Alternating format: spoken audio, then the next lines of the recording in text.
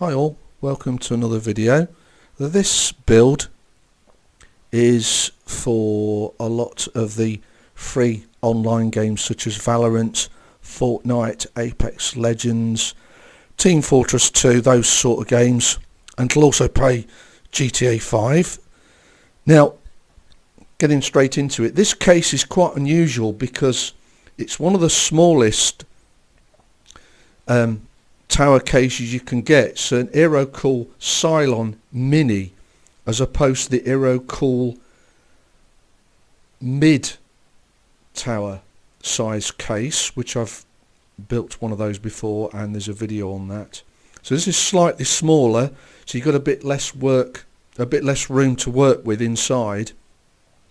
So looking at the front, that diagonal there is the RGB lighting, which is controlled by a button on the right hand side. So similar to the mid tower case, power button there, it's got USB 3 there, USB 2, microphone headphone ports there. And looking around the side, you've got a glass panel so you can see all the components. Now, it would have been nice to have had some sort of enclosure for the power supply just to make it look a little bit better, but I think you would have been compromised even more on the space inside the case once I get that panel off and show you in the next part. You take the side panel off and is using these 4 corner screws there, and at the top it's got it's got a vent there for the heat. Now there's no mounting points for another fan, but I've got a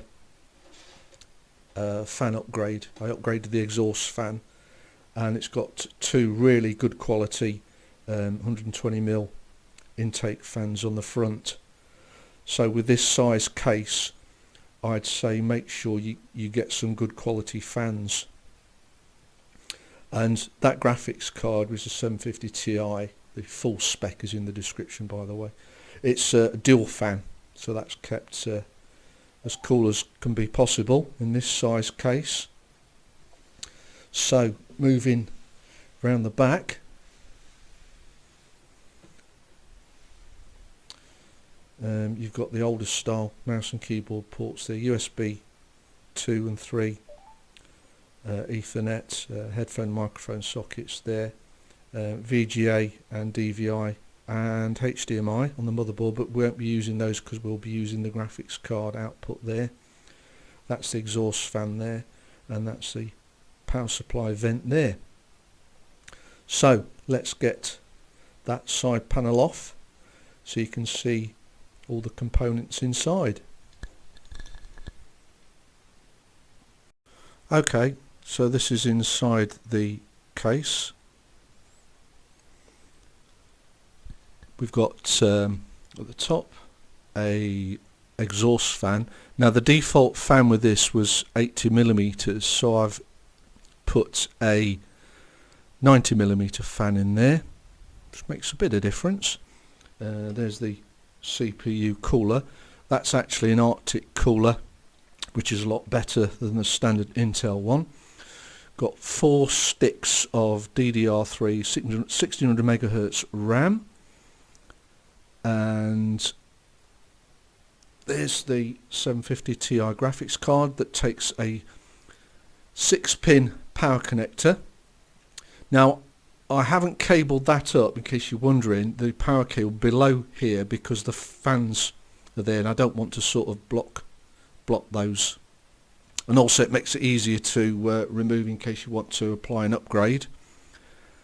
The SSD screws in there. I had some trouble getting that hard drive slotted in there, so it's at a slight angle to one side, but it's pretty secure. There's a power supply.